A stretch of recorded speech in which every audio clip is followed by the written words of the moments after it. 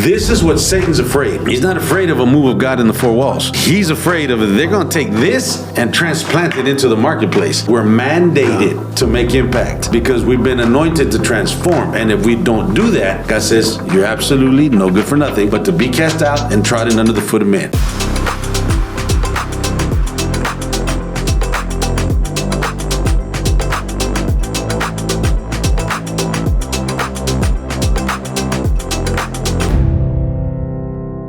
Mark Gonzales, man, it's good to have you at the table.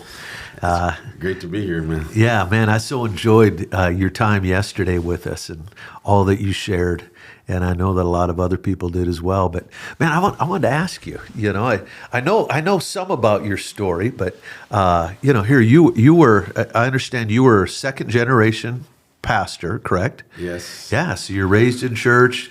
Tent revivals, being drug all over, raised in church. And then you pastored yourself. Yes. You had this huge youth ministry. You were telling me 14,000 people in your last meeting for youth. Is that correct? Yeah, that was one of our last gatherings that we did of that magnitude, bringing the body of Christ together for this youth rally and True Love Waits type, bringing the youth together. Yeah. And so, and then God moved us into government. Yeah. And so now you're the founder of the Hispanic Action Network. Yeah. And so what happened to take you from being a church guy to being a government guy? What was the jump? What did the Lord do? How did He make that clear to you? It was one of those deals where, first of all, I've been born and raised in ministry all my life, right? As you mentioned, my father was a tent evangelist for 14 years, and he pastored for another 14 years, went home to be with the Lord in 96. Then we launched in our own ministry. Okay. And so in that first thing, we started doing youth ministry. And so we were traveling, doing what we call the Great Exchanges, transforming Generation X into Generation Blessing. And then what we were calling Be Not Ashamed rallies, because we were seeing at that time the move of God that was taking place as youth were getting saved before their parents. And so a lot of times the parents would use church as the punishment. And so youth were, you could say, being persecuted at home for serving Jesus. And so God gave us a strategy, just like always, right? This is how we're going to do it. So we launched Youth Standing in the Gap, and we began to teach the youth the reason why you were saved first is because God said you shall be saved in your whole house, and you're the first one. So God's going to use you to bring your house into the fold. And, so these kind of things that, God just gives you, strategies, revelation, and insight to, again, make impact to a generation. And then God just kept, we're doing rallies in open parks all in city after city after city. And then, of course, one of the last ones that we got to lead was in Reunion Arena in Dallas, Texas. Wow. And but during that time, we have a lot of friends in ministry.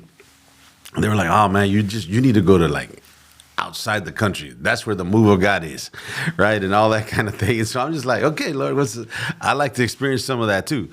And so we started getting invites internationally. We hadn't taken any. We were considering some, praying into some, and getting ready to say yes to a few. And one of our youth leaders was having a youth rally at his church, and he asked, "Can you attend to it? We'd love if you would come and be with us." And I said, "You know what? My schedule was available." I said, "Yeah, I can do that. Let's do that." So we went, and we were just attending, just supporting him. And in that process, they have some speaker from Argentina. He's coming in there, he's speaking. God's on the move. The power of God hits up, they make an altar call. God's moving. And so I just removed myself to the back of the room, back of the church. And you know how people do now, they dim lights and all that. So, I'm like way back there, literally, I am leaning up against the wall in the back. And so me and my wife. And then the one that was speaking that night. Do you remember who it was? I don't even know who he is. Don't know his name. Didn't know it when I went because I only went to support one of our, leaders. And, it's all about covenant relationship, right? So he's one of our covenant leaders. And I said, okay, here we go. So we were there. And so I was just back in the back, and he points his finger, and I'm so far back. There's rows of people way before, so I don't even know who you're pointing at. So I'm not even really paying attention to his pointing, and then finally he keeps pointing, so now it looks awkward, so I'm looking at it, so I'm like, well, I'm up against the wall, okay? And finally, so I said, so I walk up to the front of the church. He goes, I don't know what this means, but I'm going to tell you what the Lord told me to tell you. He says, if you're faithful to what he's going to call you to do, okay, the four corners of the world will come later. And he has no idea that you were just we were just getting ready. Yeah. And God was saying, it's not time yet, right? I need other things for you to do. And, and I've always been an intercessor because the next assignment dealt with prayer. And so began to establish prayer there in South Dallas. And so that's what we did. So when I asked God, what it goes, I want you to establish prayer in South Dallas. And that's what we started doing. And we started looking for a building. And of course, we're looking for a building for youth that we could bring in youth off the streets and do things and so forth. And it's a unique thing that God began to do, because in us trying to be obedient to what God was saying, because I didn't know in totality what that was going to look like. Right, I just knew God says you're not going outside of America yet. Yeah. I'm not giving you permission for that, and so I said okay. So I started doing what I know, prayer and youth. Okay, well it didn't work out because I had to deal with the city and the ordinances.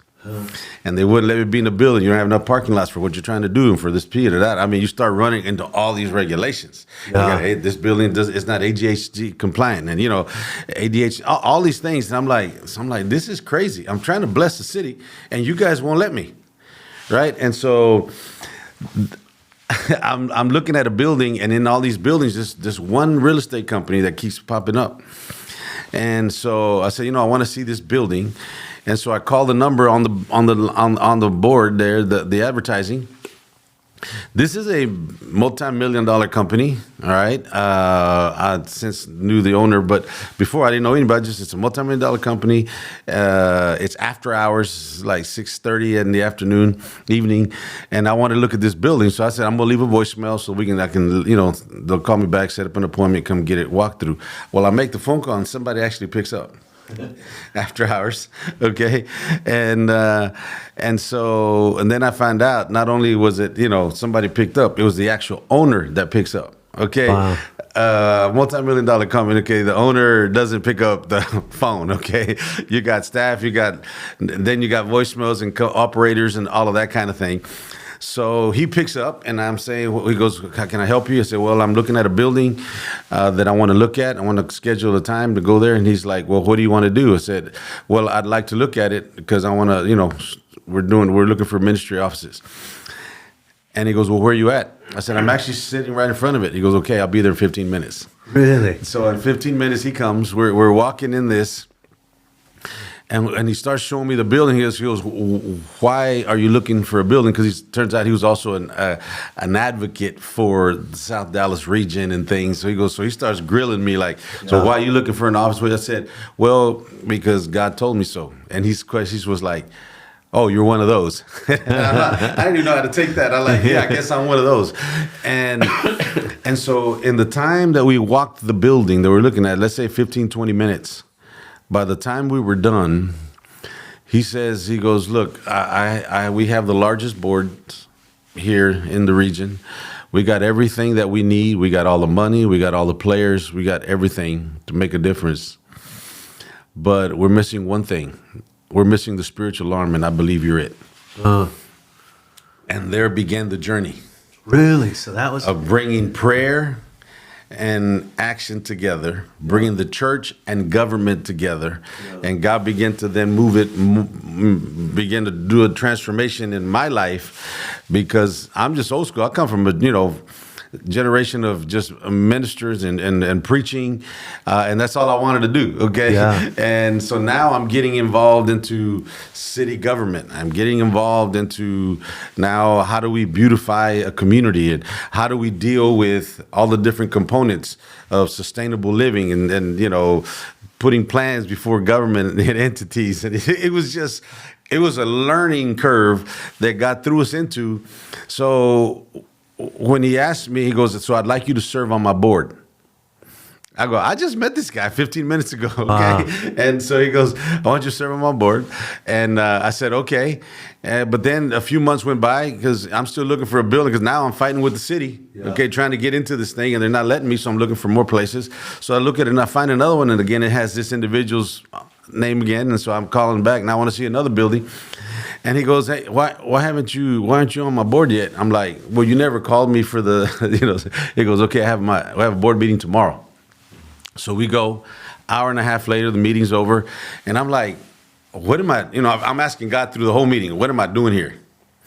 I got no business. They're just talking about city. You got waste management, you got, the gas and electricity people. This is city stuff. Yeah. Construction folks. You got the who's who of the major corporations that provide energy, gas, and all this stuff to cities.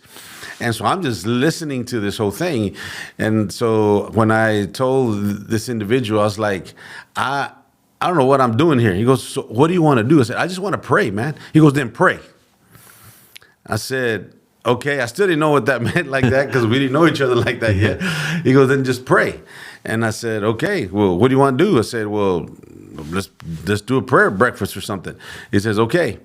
And now I come from a background, I've run with Luingo and other friends of mine. We've done stadium gatherings. And so I'm used to like 16-hour prayer gatherings and, all this kind of stuff and locking up myself. He's thinking a half-hour prayer meeting. Locking myself up, praying for days, all that kind of thing. And he goes, you have 1 hour. I'm like, what can we do in an hour, man? But I had to begin to realize, they said, Mark, these are wealthy people. They're busy people. They don't have time to spend a lot of time with you. So we're going to eat breakfast, pray, do everything we're going to do within the hour. Wow. And I had to change my paradigm. Yeah. And I was like, okay, let's do this. And so we said yes. And for 6 years, every 3 months, we'd gathered the region, 8 cities, and all their elected officials and all the government agencies and all the education, city councils, school boards, economic development corporations, you name it. Every elected official, everybody was showing up to these prayer gatherings that we were doing and began to pray into our community that God was no longer, and we used one verse for all those 6 years. Yeah. I told the Lord, it was almost comical towards, I'm like, God, can you give me another verse? Can I just change the verse this time or whatever? And he would not allow me. Wow.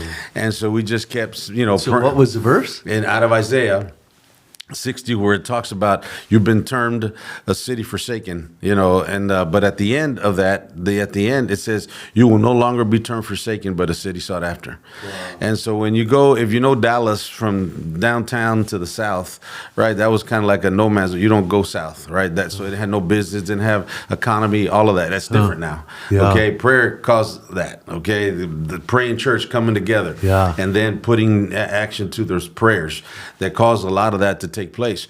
And so, but we began to pray into that region that right now we're termed an area forsaken. Okay, but we will no longer be termed forsaken, but sought after, because all the growth would happen north, right? You got, and so now that has changed. See, I don't know Dallas, but I've even heard the term North Dallas, and I knew that's where the money was, and somehow as an Iowa boy, I even knew that. I didn't know it was real depressed in the South. Yes. So everybody would come because of this guy. He had the mojo, and he gave you a platform. And so when you would read that verse and you'd pray into that, it resonated with them. They identified with that. They did, but I tell people, look, people may not come hear you preach, but they'll come hear you pray. Huh. Right? Because they may not believe in you, but they believe in God and they believe in the power of prayer. Wow. Okay, so when they know you're appealing to heaven, all right, they'll say, okay, I will come check this out. Because they want to see if this thing actually works. Yeah. And when you're an investment individual, that you invest into communities, right? And you believe in God, you believe in power of prayer. You may not have seen it, maybe personally you have, because you got this wealth that you've created in your dealings and so forth. I said, but then when you bring it and say, okay, we're going to go before heaven and we're going to pray over our region and we're going to see God begin to transform it, right? That's like, okay, I got to go. I'll pay for the admission for that. And so that's the way you teed it up for them. Hey, we're going to do prayer and God's going to answer. He's going to begin to transform it. This is the verse we're hanging on. Yes. Wow. And that was the opening verse for 6 years, 3 times, every 3 months that we would get together. Wow. In between, the 8 cities would have their own prayer gatherings. Yeah. Okay. And then the third, we would all come together. And we began to see God just move in the communities and blow the minds of these business guys. Wow. Because, mind you, this individual was not a Christian. Yeah. Right? He was a secular guy that, wanted to see his community, prosper and flourish. And he knew we've done everything we could with money and it hasn't worked. Okay. And so we're missing the spiritual element. And for whatever reason, man, God put us in that place within 15 minutes. Wow. Okay. Of being obedient to him. Yeah. And saying, here we go. And then begin the journey, okay, how to transform communities. So God was teaching us the inner workings in the natural of how you build communities and how you do all that stuff. While then we started coming in, I'm coming in from the transformation videos, George Otis, and seeing God move through the power of prayer. That's where I come from. Yeah. Revival, seeing miracles, signs, wonders, all of this stuff. And that DNA, bringing the supernatural and the natural together, and then seeing how God did that, with the church and the government, and begin to model something that I was like, okay, that's all right, guys. This is pretty neat, man. I'm learning, and it was in the learning experience that we were able to then apply and give biblical context to that to now train these individuals of how God works, and at the same time let them know this is what you're investing in, because they're the ones that paid for the prayer breakfasts. They're the ones that paid for the events, the gatherings, all this stuff. We didn't do anything. We set the location and the date, and everybody came. Wow! And we saw God begin to move. So all the mayors we had, what God did was an amazing, sight to see that we got to experience ourselves, as a young individual. Because how old were you when you stepped into that? What? All right, I'm 56 now, right? 56. So I'm probably my late 30s, early 40s. Okay. Right. So I'm a young buck compared to and so to be sitting in these rooms and seeing all these guys talk about these, multi-million-dollar, multi-billion-dollar projects that they're doing for communities, and then to know that these guys are actually going to listen to me, and they're going to come to whatever I put together, okay, and because God gave us, the favor, okay, of these individuals that were now vouching for the power of prayer. Because they're not necessarily vouching for me. They're vouching this guy represents God in this arena. And we did a thing, and was when we launched, and I think I mentioned it here in our time together, was these Lazarus moments. Yeah. Right? Yeah. Because I did take criticism, because we were doing these, they became high-profile deals. You got the state senators and the congressmen and city council, all the mayors, and all these people. This is a highfalutin little prayer breakfast that's happening in 1 hour, okay? Yeah. And people were coming, and we were doing them in middle of malls that were broken down, dilapidated, and crime-infested areas and all that. We were coming into those areas, and I was saying, God's going to do something here. And then God would do it, right? And they had nobody but to say, okay, prayer works, and give God the glory. Yeah. And so it was amazing to see God's hand this way operating in the marketplace, okay, in the civic arena. When I say civic arena, a lot of people think when you say civic, they're thinking about elections, right?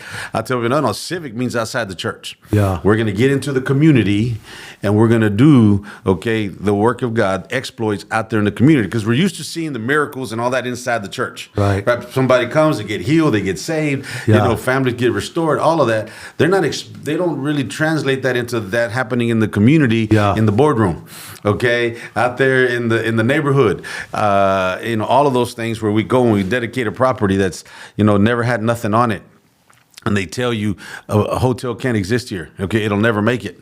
and you go and anoint the property, and the hotel's there. And now they got 2 in the same property. Okay, Wow. I mean, just things like this that we could go on and on. You know, complete subdivisions where the owners of the subdivisions say, "Can you come and dedicate our property?" And we go and we dedicate the property to God, and now they got a full-blown subdivision that now is prospering and people living in there, no crime, all those kind of things. We saw the hand of God as we brought it together. But in this story of Lazarus, it was pretty unique that God, Jesus, when he walked in there, he tells him, I was always fascinated with this. He says, Jesus, he said, God, Father, I know you hear me always. That was, first of all, that tells us he always hears us. Yeah. Okay. Father, I know you hear me always, but I do this so they can believe. And then audibly out loud, he says, Lazarus, come forth.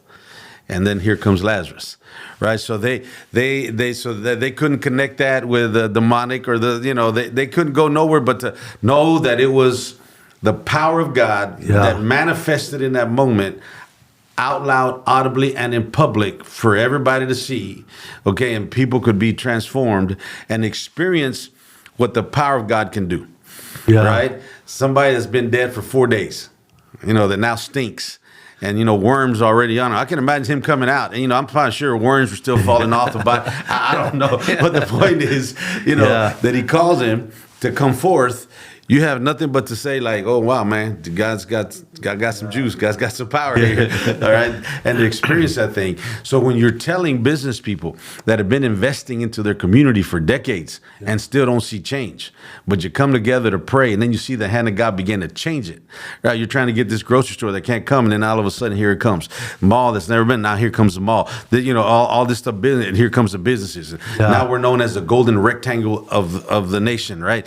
And all of these things that God did through the power of prayer, and then the action steps came, okay? Or visions that were dormant that now came to life again because prayer was now in the mix, so then God could get glory. So what you did is you walked into this dead area of the city. God dropped you in it, kind of pushed you into wondering how you ever got before these people, and you began to really boldly say, hey, this is what God's going to do in front of all these people, put a demand on it when there was no movement. And just like Lazarus, over time, that thing began to break loose. We saw it, and when we began to see, the change, because everywhere we went, people had expectation. I'd go to a restaurant. Somebody come up to us and say, man, I was just at your last prayer breakfast, right? And we saw this happen. Or they would say, we haven't seen anything happen. And I was like, well, we just keep waiting, bro. God's going to do it. And, and then to see then what God would do it, and then they'd show up. And they had to become believers. Right, because that's what God is looking for. God's not just looking for Christians, right? Being a Christian is a great thing, right? Because I know I'm where my destiny, my eternity is going to lie, right? But the thing is, more than Christianity, God's looking for believers. I don't just want you to accept me, serve me. I need you to believe me. I know a whole lot of Christians that don't believe, okay? And I know a whole lot of folks that aren't Christians that believe, right? And so God's looking for believers at the end of the day. And so with that said, God just began to move because, the Bible's clear. Miracles are for unbelievers, to get you from not believing to believing. And now God still does miracles, even for the church folk, okay? Because he's got to take us out of binds all the time, right? And so there's nothing wrong with that. But it's to move us to the believing stage of that I got the power to do this. And these individuals begin to realize there's power in prayer. God's listening to our prayers, and we're seeing the change happen before our eyes. And so then that opened the door for the church to be the church in the community. And that's what began to happen. So then now we're finding out, okay, so what's the vision for the city? Okay, so then when we'll get our offices finally, and I'm studying the region out, and I'm seeing where we have our offices, and the Bible says, here, you need to bloom where you're planted. So then what first thing I do is I go to city council, to a school board meeting. Right, I remember the first time I show up that night to the school board meeting, I'm sitting in the back. That place is basically empty. Right, so I just stayed to the end till it's over. Then once the meeting's over, some of the school board members came and they greeted me at the back, say who you are. Say I'm Mark Gonzales. We're here. We're opening up a church, a ministry here, and I just want to let you know that whatever you need, feel free to call us because we're here to serve you. And they're like, so let me ask you, Mark, would you have had that mindset? Were you raised with that mindset, or did that come out of this other situation God dropped you in, and all of a sudden you realize there's real potential to show up in this space? It strikes me your prayer meetings were almost like Elijah on the mountain. You're going to put a demand on God publicly, and then just keep praying. Your praying was almost preaching to this community, and people's faith began to rise, and then you saw this breakthrough. Did that give you the grid work to go into these, or would you have just done that anyways? What do you think? School board meeting, I probably would have done that anyways, Okay. right? Because of our youth, our slant to just, the next generation kind of thing. City council, I'm not sure. Yeah. All right? But by then, I already had relationships now. Okay. Because of what God's been doing, Yeah. right? But the point was, for us, it was more just going to just say, hey, we're the church, and we're here to serve you. Yeah. I wasn't even doing government. I was just being the church. Yeah. We weren't trying to do anything at that moment. Yeah. We're just saying, we're here to serve you. Whatever you need, feel free to reach out to us. We're here to serve. And they were like, I don't know what you're doing, because pastors don't, they literally said, pastors don't come here. I said, well, this one does. Yeah. And so for 10 years, I didn't miss a single meeting, okay? Wow. And especially when on the city council, because the next meeting was the next thing I went to the city council. Told the same thing to the council, to the mayor, city council members. Told them, we're here to serve you. Whatever you need, feel free to call us. And for 10 years, didn't miss a single meeting. Wow. No matter where I was in the country, I made sure I was back the first and third Monday of the month. Wow. And same thing with the school board. We were always in school board meetings and so forth. And so these are things we just did to serve. Now, in that serving, you begin to realize what people are doing, how they're running the community, and now you're in these other meetings, these other board meetings, where you're realizing how it's supposed to be done correctly to see, a beautification process, how to see things happen, and we're like, okay, why are we not implementing these principles? And why you start asking questions and all of this kind of thing, and then now comes election time, right? And you're like, well, who's got the better vision? And you start asking, okay, what's your vision for the city? And now we're president of the Ministry Alliance.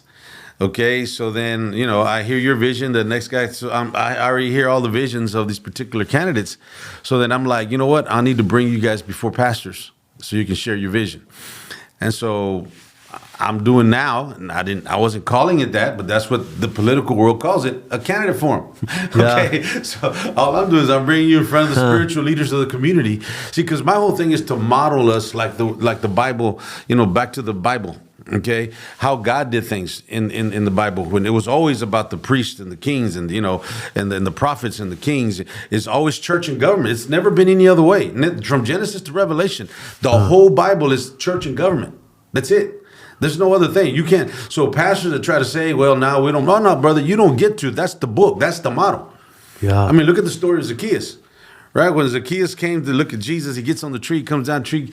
Jesus looks up and says, "Hey, man, today, get down, because today I'm gonna eat supper with you, man." Okay, and so when he does that, clearly at the end of that verse where he says, he came to save that which was lost. Now, yeah, it's talking about souls and all that. I said, but it was more than that. He was talking about a model.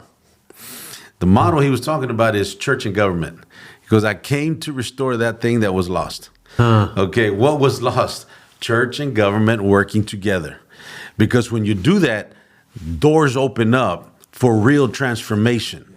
Because the government's not the answer. They're not anointed to transform society. The church is. That's our job. It's not the government's job. Now, we've abdicated it for that. Yeah. We depend on government to do everything. And that's why they mess it up, because they're not anointed to do that. It's the church that's been anointed to do that. So, but when we work together, now we can bring about real change. And that's what happened. When Zacchaeus came down, man, if I've defrauded anybody, I'll give it back to him up to 4 times. You see, we saw the thing begin to reverse in one moment when the model came together. Right? Same thing. We brought church and government together through the power of prayer and what's going on in government, the church, me representing the church. Right? And the God put us in that place. We began to see the transformation begin to happen, because you got people that could actually do it, bringing it together with the power of God to actually transform it. Yeah. Right? Because they don't have that. Everybody's trying to do it in the hand of man. And that can only take you so far, because we need a heart transformation that only God can bring. And when you bring the power of prayer into that mix, like now God can get into all of it, because at the end of the day, God wants the glory. Yeah. Right. So, but he's got to use people to connect him to that. So let me give you an example. Say you're serving in office and you're putting together, you got this great idea, this great board, and you're trying to put some projects together that, it's great, and you have all the resources to make them happen. And if they were just to happen, right, you're going to say, well, we got this great board, we got all this money, we got all this stuff, and God never gets brought into the equation.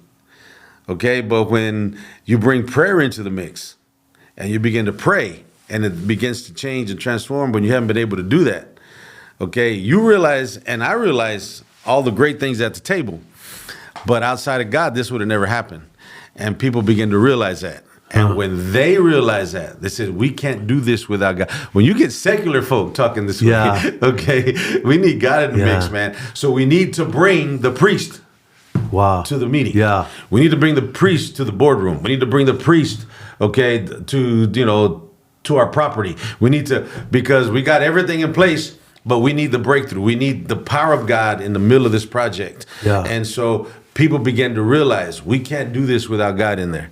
And then, you pray, God will transform their hearts. They come to that place where they can accept Jesus as well and all that kind of thing. But in the middle, in the meanwhile, they're experiencing God, because I don't control salvation. He does. Yeah. Okay. What I control is being salt and light. Right. My thing is to be a preservative. My thing is to add flavor. This is what we do. Okay. I'm going to do my part. We're going to let God do his part. And I'm ready at any moment to lead anybody to Jesus. Okay. But in the meanwhile, we're going to pray. And as as God opened the door, I didn't come to preach to him. I said, we're going to pray and we're going to believe God to open this door, to bring this breakthrough, to bring down the crime, to bring this store, to bring this project, these things that have never been able to happen. God's now going to do it. Yeah. And so when we did that, we began to see the transformation, and they became believers. That is fascinating. So you just kind of stumbled into it, one problem at a time, and just trying to solve it. When you were talking about the youth, you had shared with me your dad was, even though he was a tent evangelist, he had businesses on the side. You guys were all entrepreneurs. You had a business when you were just a teenager. You think so strategically. I mean, when you're talking about these kids, looking at it and realizing, okay, this is a problem. This is where things are getting snagged. They're getting held up. Their parents are using church as punishment because they're not believers. So you begin to formulate a solution to that particular problem. And I see that, how God's used that in you all throughout this time and just dropped you into these problems. And so you kind of just dealt one problem at a time and developed a system out of this that you're not able to use on a much wider scale. So have you trained other pastors to do, this thing of getting, being a part of these boards and going to the school board and all that? So were you training pastors along the way to do that in their area? Yes, and we still do it to this day. Yeah. We mentor pastors, we networks on what to do, how to do, and that we got a responsibility to do it. Okay, yeah. It's not a good idea, right? When I became the president of the Ministry Alliance, I went to every single church in the city and I challenged every pastor. Huh. Okay, because some people just put a church there because they had a property there, but they came from this other part of town and they don't really care about the town. We're just having church. Right. And I'm like, biblically, man, that's the wrong model. Huh. God said, bloom where you're planted.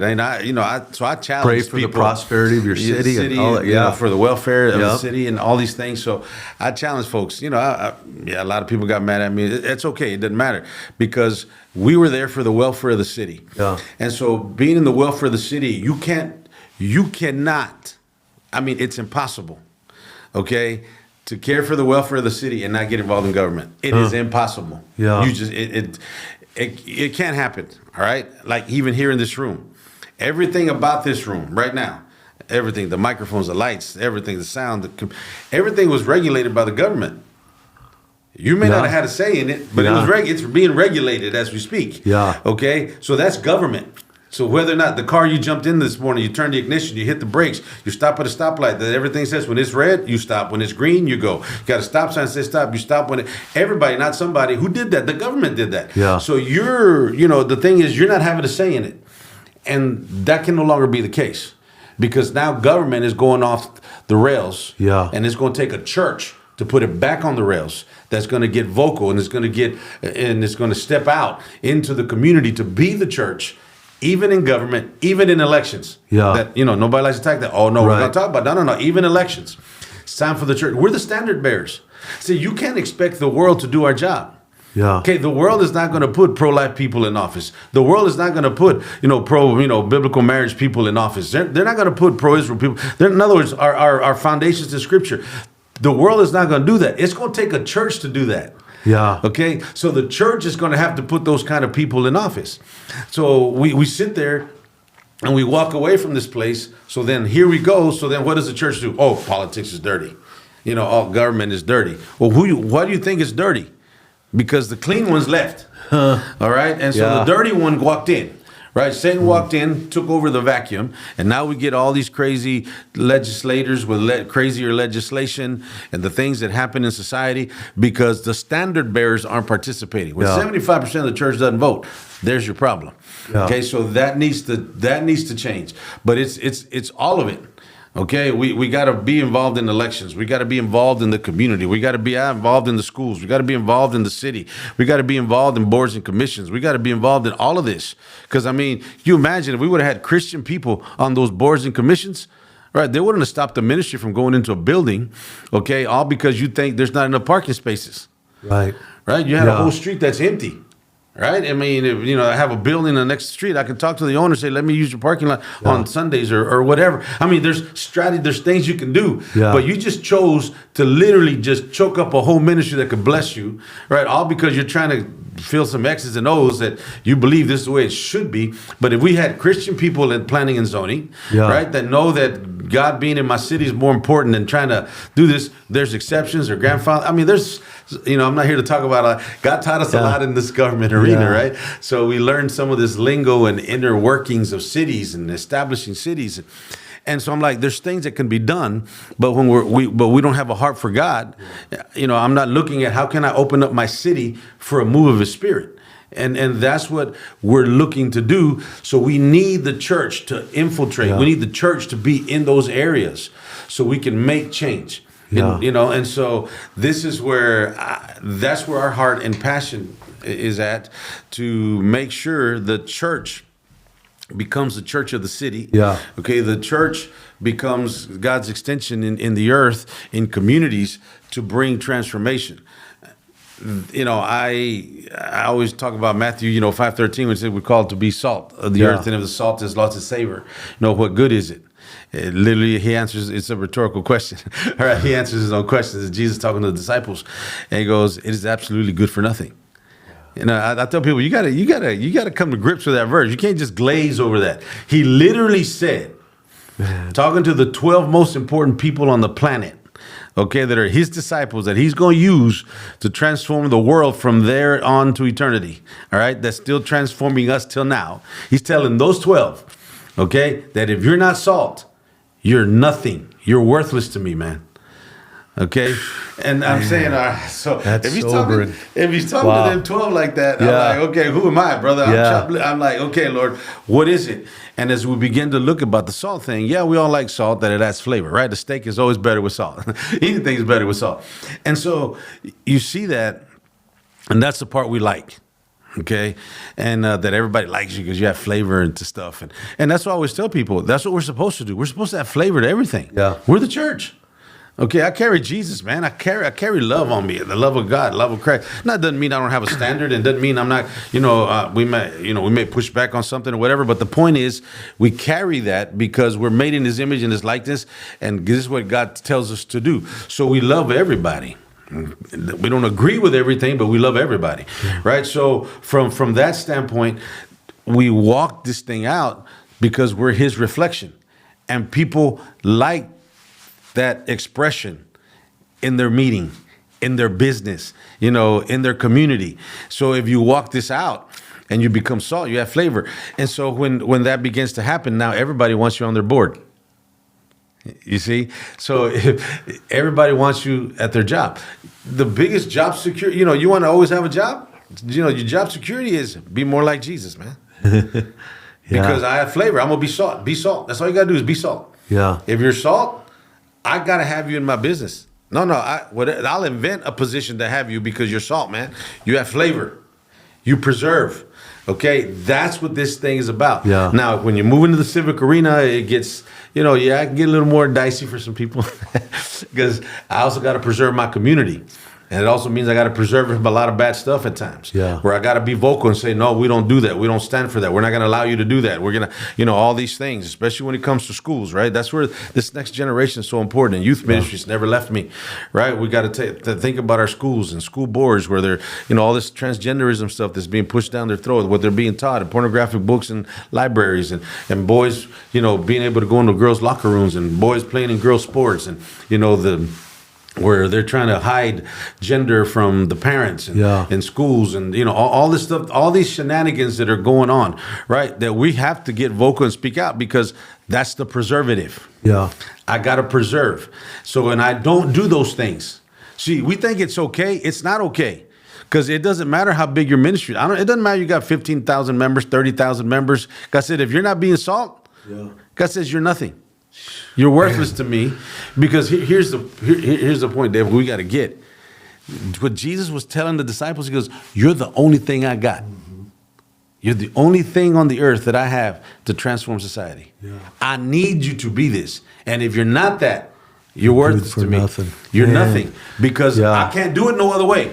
Yeah. The gates of hell will not prevail against the church. That's the only institution that's been anointed by God to transform society. And if we're not being salt, God says, you're absolutely no good for nothing. Yeah, and what we've done in the Western church, in the American church, in a lot of sectors, we've reduced the gospel to a sinner's prayer. And that's our totality of our job. We get people to say a sinner's prayer, show up on Sunday, teach them the Bible, but they're not going out and being salt. And so I know that you get pushback on that, because people say that, that's not our calling. I've sat down with pastors. When you came, I invited pastors. And one of them came and talked to me and just said, man, I don't feel called to that. He was concerned that he'd lose people. I was listening to you yesterday, and it struck me that often pastors will hold back on these issues because they're afraid of losing people. And what they end up doing is losing their city, losing their country, losing, we live under the shadow of the decisions made around those boardrooms. But then we abdicate our seat at the table. And then we think this is spiritual warfare. Well, it is, but it's not going to be taken care of just in prayer. We've got to step in, and so, man, I'm convicted. Yeah. That's...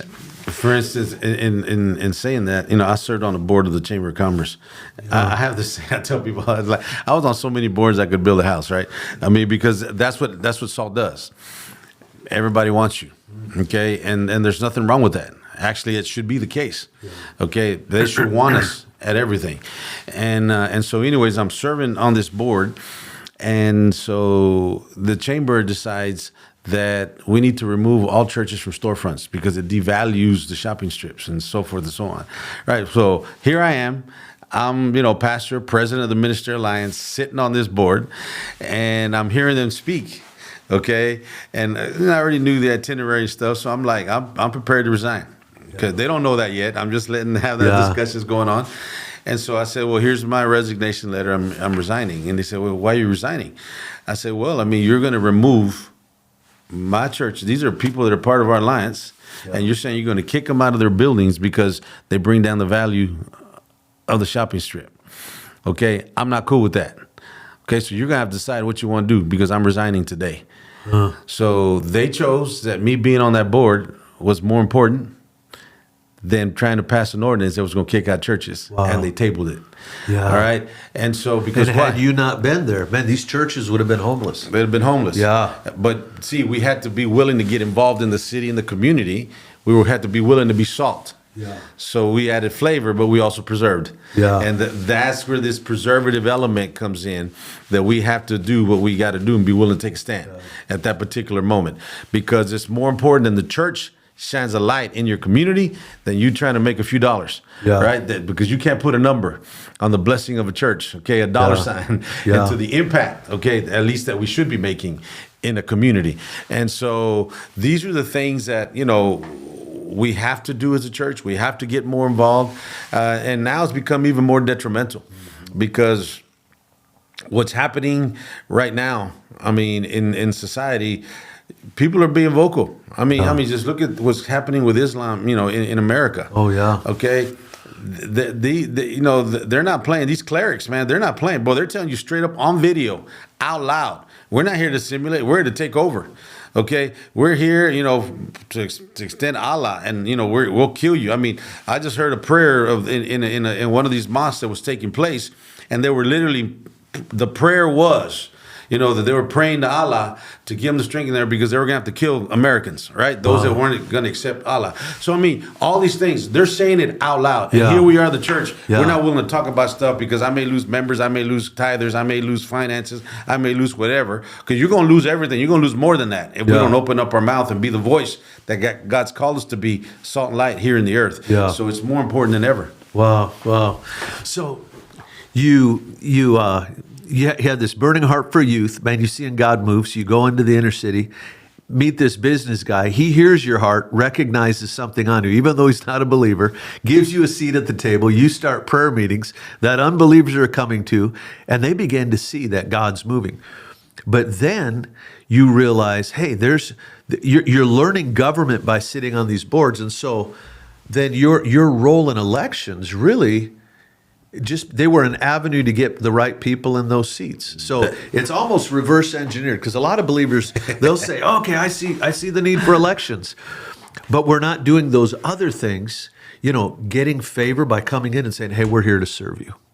And then speaking up, and because they wanted you there, you leveraged who you were for the cause of the kingdom. And it's fascinating to me to hear your story.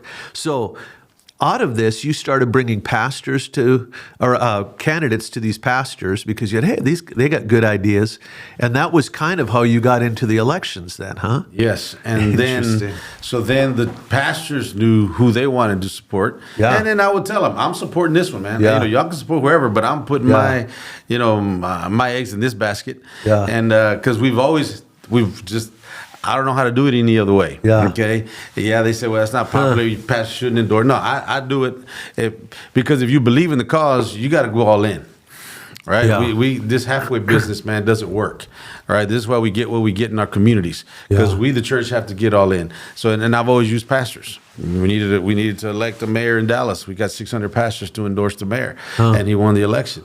Right? I mean, so we do different things that whatever the cause happens, because again, we're going to be the church of the city, the church of the community, and whatever that means, that's what we're going to do. So if it means we got to bring all the leaders, if it means we got to bring all the candidates, if it means, we got to do a march for Jesus in the streets to bring Jesus to the city, whatever it is, prayer breakfast, pray for the community, all of these things. This is what we're gonna do. So that means we got to go volunteer at the schools. How do you take the school with the highest dropout rate and make it international baccalaureate, right? Because we did a partnering in education. We called it PI, partnering in education. So we brought the church together with the school, and we all leveraged things together, worked together. Next thing you know, all right, the dropout rates become non-existent. Now we're international baccalaureate, and we see God begin to move. Wow. All of these different programs that God is going to give you, right, and open doors, because we're trying to be the church in the community. So I'm here to serve. I'm here to be salt. I'm here to be light. We're here to do whatever God tells us to do. And if there's a problem, okay, we're gonna do our part to solve it. Again, because we're the only ones anointed to do that. Right? We can do that. Now there's government programs that'll help. But if the church is not involved, okay, it's not going to work. This is why we see so much corruption, right, in government. Because they're not anointed to transform society. We are. So now they're trying to do all this. And if you ain't got Jesus, man, when there's kind of money flowing around and all this, right, it corrupts people. And so from that standpoint, you need the standard bearers in the mix of all these areas. And we're just like, oh, no, we're just about the four walls of our church. And I always tell people, look, the devil don't care what you do in the four walls of the church. He'll let you have all the revival you want to have. He's as long as you keep it there. Okay, the moment you step out those four walls, okay, now it's game on. Wow. Because that's where we can transform, because we got the power to do that. Yeah. We got the power to come in and change the atmosphere to any meeting. And then that was the whole point. Man, you see board meetings being transformed and changed. And that's what this thing, you turn board meetings into prayer meetings. I saw God do that all kinds of times where people, because they began to believe, these secular people, begin to believe in the power of prayer. I mean, to the point now they're doing pet shows and they want to open it in prayer and, all this, like, okay, you can get somebody else to pray for your dogs. But I think it's great. Open it that way. And, I remember when I got that phone call, they wanted me to pray for the pet show. I was like, yeah, I can get somebody else to do that. All right. And so anyways, but the point was, it's amazing that but they it was wanted God that. again, Yeah, but it was I mean, God showing us. Yeah.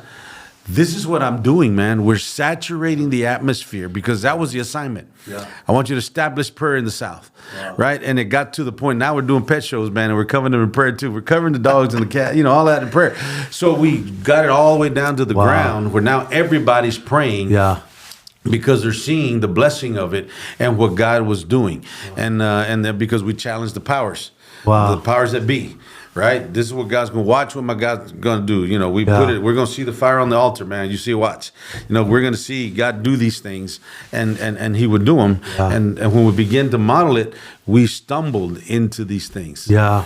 So you've heard this phrase. I hate it, but what's your response to this when people say, "Well, why are we rearranging the deck chairs on the Titanic? This whole thing's going. This world's going to pass away. All that we need to be worried about is getting souls off the boat and let the whole thing sink. Culture, all of that. What's your response to that?" Well, the Bible is very clear, man. You occupy till He comes. All right. We don't get to stop being the church because He's coming, right? Because He came to save everybody, and then until the gospel is preached to the ends of the earth, the end shall not come. And so I know there's at least 500 languages that haven't never heard the gospel once. Okay, I mean, so we still got work to do for all of that. So in the meanwhile, we had to occupy. Yeah. Okay. And see, people think that it's just about getting to heaven. Oh no, but God's gonna measure us. Still. Yeah. All right. I mean, that's why we got the story of the talents. Yeah. Okay. Who used them, and the one that used them the most got more. Because God wants to know, what are you doing with the talent that I've given you? Okay. I gave you these set of skills. I gave you this gift because everybody's given a gift. The Bible's clear about that. Okay. Everybody on the planet has one. All right? Whether you're operating it or not is beside the point. You have one. Okay. Yeah. So now, are you using it? Are you reaching your potential in Him? And that's what we strive to do. We don't always hit it, but that's what we strive to do. And so to operate in that, because God has said, I did it for a purpose. What's on me is not for me. What's on me is for somebody else. Right. And that's what this thing is about. Yeah. So we have to begin to use that and whatever that means.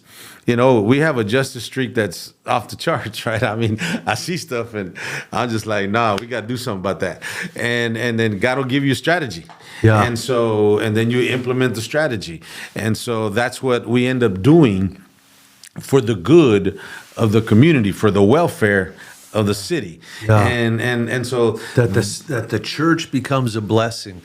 Even to the unbelievers living in that community, and darkness is held back because it's not allowed, because the right decision makers are at the table. Yeah. So Mark, you're doing this in Dallas, but now, so how many churches have you mobilized across the nation on these types of matters? Do you have any idea? Well, we've mobilized over 150,000 churches across the country. Not people, churches. Yes. To the polls and projects and different things that God is. We've been mobilizing our whole life, whether it's for prayer gatherings and stadiums, to elections, to causes. This is 30 years of our life. Wow. Okay, that we stumbled on. Okay, that we weren't. Again, we just want to preach the gospel. Right. And but it was one of those deals. In a little quick story into this was, so my secretary for the Ministerial Alliance, it calls me, says, look, I need to meet with you. So she said, okay, let's meet. So we go for dinner. He goes, man, God's been waking me up in the middle of the night, and He's telling me to run for office, city council. And he goes, so what do you think? I said, well, was it God or not? He goes, yeah, it's God. I said, then why are you asking me? Okay. And he goes, good. I thought you said that because I need you to run my campaign. I said, no, brother. God told you to run, not me. Okay. I'm not. I got nothing to do with that. And so, and he goes, and he kept on just persisting. 6 months there, we helped run his campaign. He won by 7 votes. 7 Okay, votes. and then the next one he ran again, 200 votes, and then 400. Well, now he's mayor of the city. Really? Nobody runs against him. He wins. Wow. But that was our whole introduction. Yeah. Okay, he was another pastor, okay, that God woke him up in the night and told him, wow, all right, you need to run for city council. He doesn't know nothing. I don't know nothing. I mean, yeah, I know where to move people, but I'm like, we don't run campaigns. Yeah. But we're obedient, okay, because this is for the welfare of our city. Yeah. I'd rather have a pastor serving as city council than somebody that has no fear of the Lord. Right. Right, because that's what we're looking for. Someone who doesn't have the mind of Christ, they don't have our values, and they're going to impose that through laws. Yeah, absolutely. Yeah, Man. so that's what we ended up doing, and then next thing you know, So that was your first election you got involved in. yes, and we didn't, and God got us involved as now you're running the campaign, right? So we're doing campaigns and all that kind of thing, but it was never. That's what I always tell people. This was never about politics. Yeah. This was about how do I transform my community, man? How do I do, what do I got to do for the welfare of my city? And see, Mark, I think that is so key, and that's why what you've done has been sustainable, because you've kept the end zone. How do we impact the city for the kingdom? How do we bless our city? How is the church going to be salt and light in the city? And elections are a means to that end. Yes. But when they become the end in themselves, it's not sustainable for the average believer. They either get pulled into all this compromise and all the political spirit, or they just lose interest. But when you keep that end zone of what you've done, you stumbled into this wanting to reach youth. It's amazing, man, and where God's taken you, and what He's accomplished through you. Man. Yeah, it's you never, to see the tapestry, man, to see the threading that God's done in our life, and then, so from our local community to then doing state level elections on, we did 5 marriage amendments, and again, it was just God's given the opportunity. I remember when we did the marriage amendment in Texas, and I was just tell pastors, God's given us the opportunity, okay, to align our state with biblical values here, and establish in our Constitution that marriage is between a man and a woman only. Okay, for me to sit out, all right, I mean, there's just no way. Yeah. Okay, I said a few other things. I won't say them here on the air, but the point is, I just like sitting on the sideline is not an option. And so we got involved all over the state, making sure people were going to vote, God's biblical, standard for marriage in our state constitution. Then we did it in Florida. Then we did it in Minnesota, and so we just kept California, all just kept going down the road, doing marriage amendments and things, and mobilizing churches to the polls and on causes, on issues, things of that matter that were important to us, to align, with God's principles and His Word. And so that's what we were doing. And then, of course, God, now you're working in states. And now, it goes from 1 state to then 5 states to 10 states to 12 states to 30 plus states. And then you're working all over America. And then you're doing presidential elections. And, so God just morphs it into things. Yeah. But it was always about making sure the church was doing its part. Right, because I don't care that the party gets a credit. I mean, Democrats are going to get credit, Republicans are going to get credit. None of that matters, right? There's going to be people in the party apparatus, don't get me wrong, that serve the Lord. And we're not talking about that. But they're not the church, right? Okay? The party is not the church. Yeah. The party is not anointed to transform society. The church is. The candidate is not anointed. The church is, right? It's not the individual. It's the institution, the church, that the gates of hell will not prevail against, right? So this is what Satan's afraid, that the church is going to rise up and be the church that that God called it to be, salt and light in the earth. That's what he's afraid of. Yeah.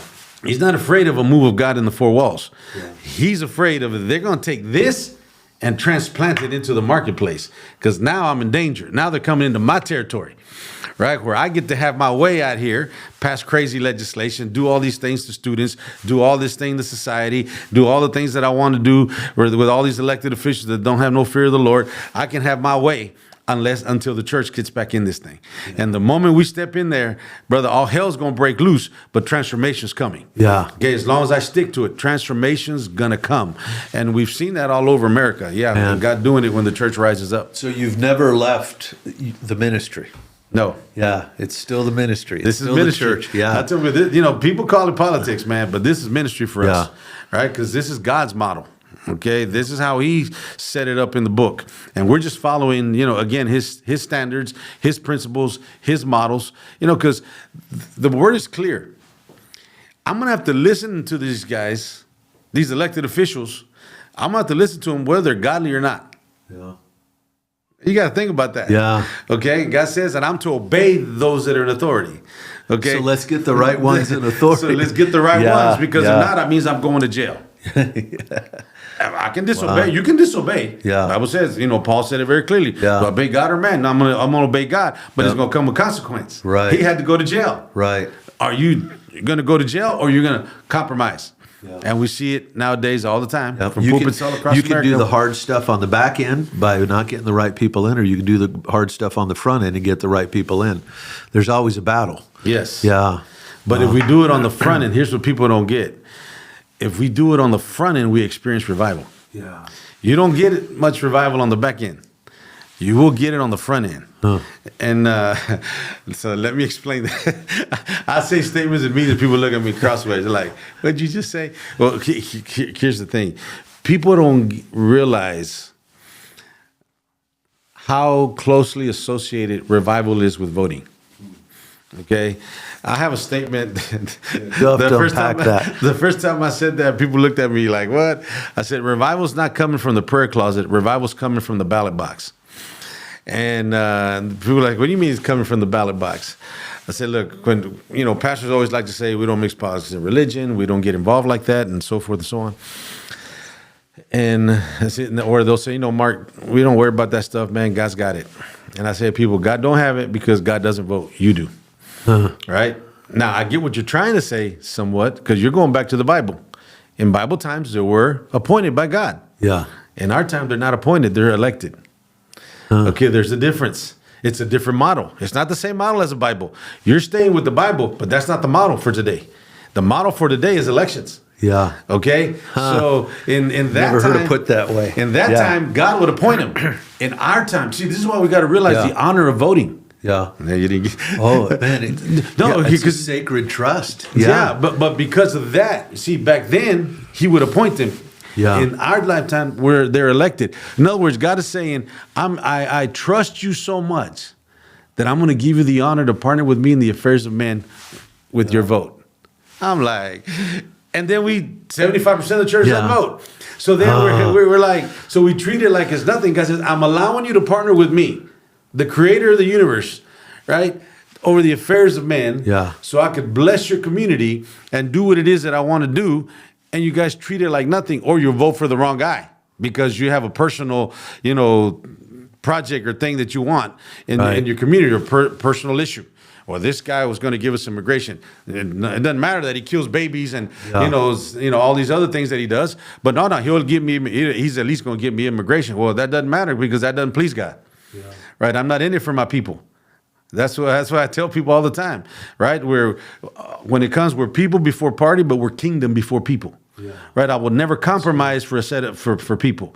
I will never compromise the word of God. Not a single issue on the planet for me to compromise on for people, right? So we're gonna stick to the book, and God's gonna give us our issue, and this is because I'm gonna trust God for the issue, right? Not man. And so because we trust man, we'll compromise our value system and vote for people we know we got no business voting for. Right. And then we wonder why, you know, we're having problems in our community. We wonder why the crime rate. We wonder why the fentanyl. We wonder why, you know, murder and all these things that are happening and failing schools and all that. Well, what do you expect?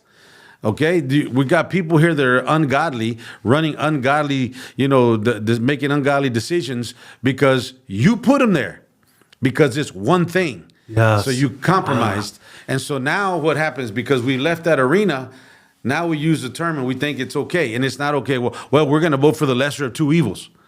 Well, yeah, fine. We got to do that. But we're having to do that because you weren't on the front end. We need to create a leadership pipeline out of the church. Yes. Okay, but that's a different topic. Yeah. But let me finish this other statement. Okay. Yeah, Let me finish. I was gonna go ahead. Go ahead. So the point is, right? So in the Bible times, God would appoint kings, right, over the nations. When it was a righteous king, there was revival happening in the land. They were in blessing and abundance and harmony and peace and all that. When it was an unrighteous king, okay, they were in judgment and plunder and famine and all these things that were going on. And go, what was the difference? One was a God-fearing individual and the other one wasn't. Okay, because here's the point. I don't need the candidate that I'm supporting to be a Christian. That's a bonus. If he's a Christian, that's great. I don't need him to be a Christian. What I need is a fear of the Lord. Yeah. Exodus 18:21, when Jethro told Moses, hey, bro, you look like you all wore out, man. You need to start putting you need to put some government structure here, okay? Select from among you able men that love, fear God, right? Love truth, hate covetousness, and don't take bribes. Yeah. That's God's candidate. Wow. Able and Say fear it again. God. Yeah. Able, fear God. Love truth, hate covetousness, and don't take bribes. Wow. Okay? And so these are the kind of candidates that we're looking for. Yeah. So Christianity is not even in the mix. I know a whole lot of folks that are Christians that don't fear God. Yeah. And I know a lot of people that are not a Christian, but they fear God.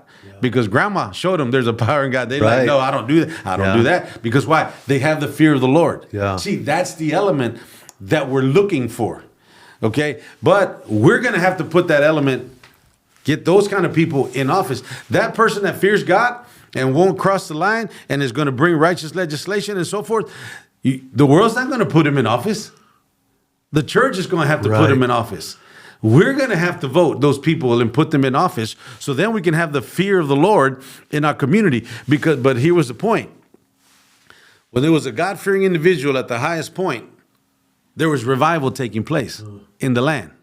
So what's the element that's missing? The fear of the Lord. Yeah. So when the fear of the Lord is there, now God begins to bless my community and my prayers begin to manifest because we've been praying. We've prayed enough. And in other words, there's been enough prayer areas that have been covered, but we're not seeing the manifestation. Why? Because we don't have God-fearing individuals that are running the communities because our prayers run up against bad legislation. Yeah, yeah. Right? So then we got persecution, we got all these things. But the moment we put that piece, whether it's a mayor, city council, school board, all that, president, all these that have God-fearing, that are God-fearing. Yeah. Now the manifestation begins to happen and begins to take place because the final piece of the equation is now in place, which is the fear of the Lord, right? So this is what we're looking for.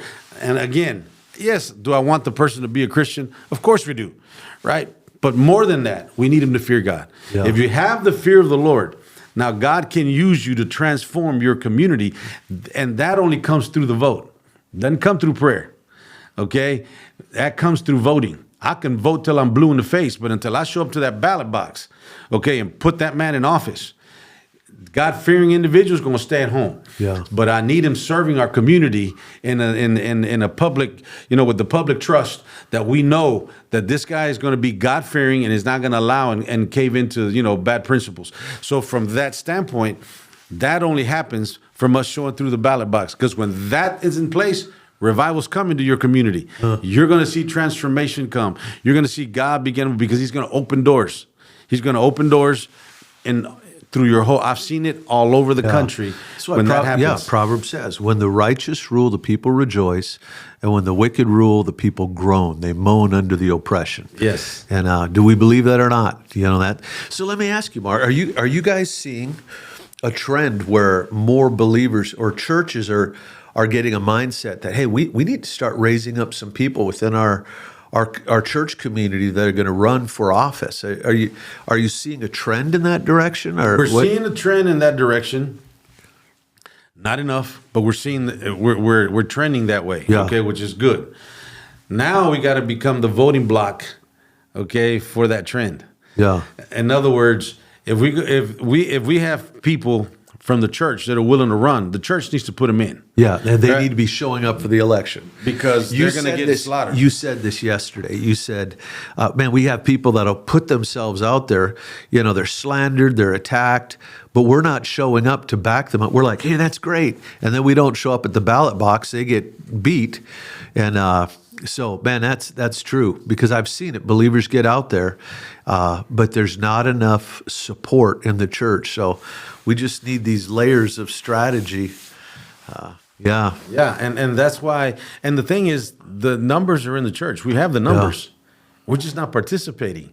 Okay, and this is why, the models that we launch on civic ministries and all these different things to begin to bring the conscience, right, into the church, the pew, complete pew, okay, into the fabric. Not just one individual that is all about all the news and knows what's going on in politics, knows what's going on in the city, knows what's going on, right? We need pastors to say, no, I want this to permeate my church.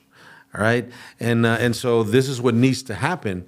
So then we can begin to take back our communities, okay, with the fear of the Lord, knowing, right, that the churches are now engaged, and if we're not careful, they're going to take us out of office and replace us with somebody else. And that's the one language they understand. Man, people are showing up, and they're not going to allow this. Yes. Yeah, man. And that's it's so it's so important for us to show up. And then from the church perspective, we can never, I tell people, you can never replace the ministry of presence. Okay, we just got to show up. Yeah. You got to show up to city council. You got to show up to school board. You need to show up. Can you imagine if you had 20 churches show up to a city council meeting? Right? And I'm not even talking the whole church, just the representative. Right. That they know this individual is going to report back to the pastor what we just talked about. Yeah.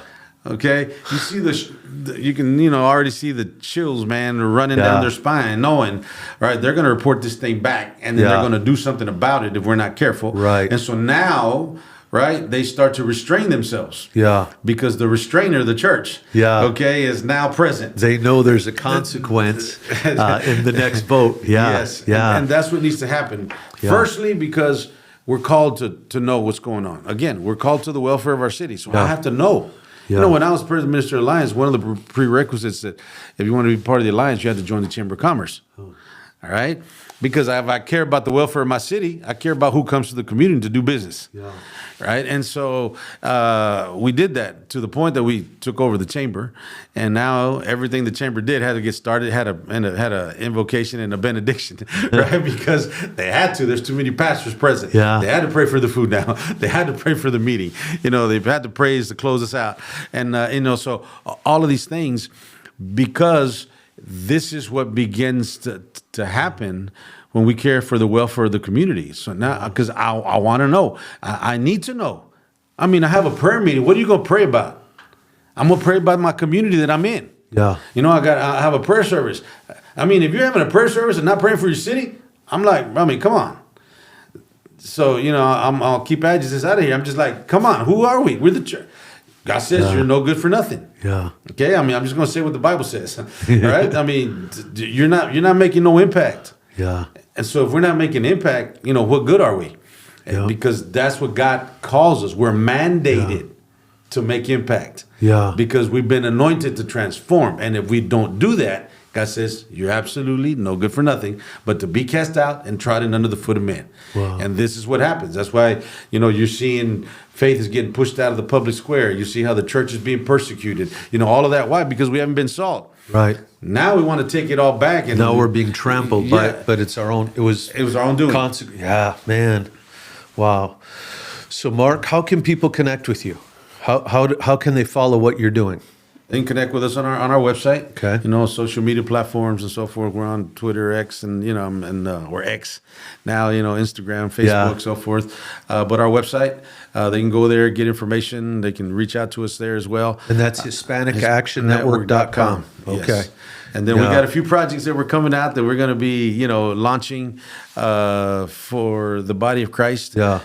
With this Ecclesia network that we're about to launch into the nation, to again churches that are going to be governmentally minded, right? That some of the things that God used in our life to train us in this, we want to then continue to pass that on to other pastors, to other leaders, and create this multiplicity, duplicated throughout the country, so then we can take back communities all across the nation, beyond the Hispanic community, right? Because we do this all over the country, not just Hispanics, but I have to be mindful of the role that I have to play as a Hispanic, and the role Hispanics are going to play in the future of America. Right. To be mindful, I couldn't neglect that either.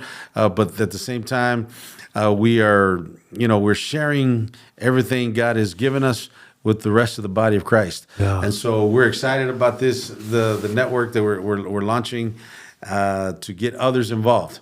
We've seen, I can tell you a story of pastors and leaders that, we've mentored and told them, just if you do what we tell you, I'm just going to share examples, and you watch what God's going to do. You go out there, duplicate what you can.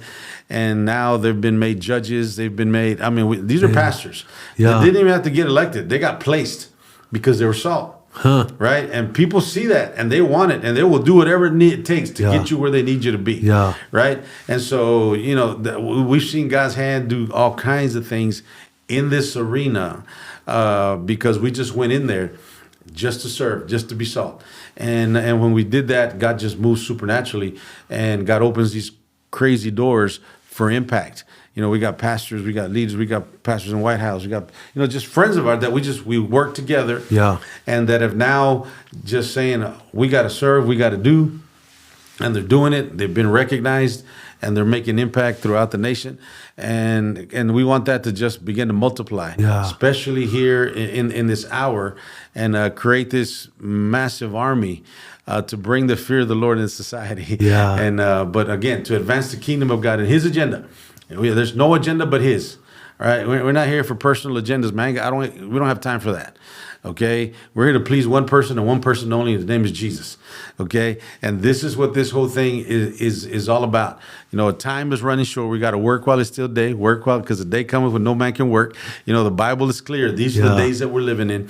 But we know we have to be governmentally minded. All right, because government touches everything. And especially in these last days that we're in, where we're dealing with with a global agenda and the one world order and all of these things. We have to know how we need to be praying governmentally and how we need to be acting governmentally. As a church, even beyond elections. The elections aren't the one. It's not the only thing. Right. Okay. There's a lot of things. There's a lot of stuff. We talked about some of these things, right? We got the issue of adoption. We got child protective services. There's so much going on, mental illness and gangs and addictions. We got to be in all of this. We're the only got to going back to Matthew again. God says, you're the only, if the salt is lost as ever, what can I do? You're absolutely no good for nothing. We go back to that verse. When I let that thing settle in me in German, I was literally sitting there, I was literally in silence in my desk. I was just, paralyzed. I was just sitting there. I'm like, oh wow, man, I just got this. I'm worthless to God, saved and all. Okay, mobilize thousands and hundreds of thousands of people. God says, you're worthless to me, man, if I can't use you to preserve society. Wow. And I'm like, oh, wow, man. And so we just tell everybody about it. So we got to do something. We have to. And because if not, God's going to hold us accountable for that. Well, man, Mark, thank you so much for what you do. And, man, I appreciate the message you carry. And I saw the effect it had on people both times you've been here. And I'm excited about what you're going to be launching on the Ecclesia Network. And, man, we want in, so. No, thank you. And we look forward to coming back to Iowa, coming back to Heartland Church, and just, again, just continue to build here what God wants to do, because we truly believe there's something special getting ready to happen over the state. And I believe a lot of that shift even started last night. Let it be, Lord. Thanks, Mark. Thank you, man. God bless.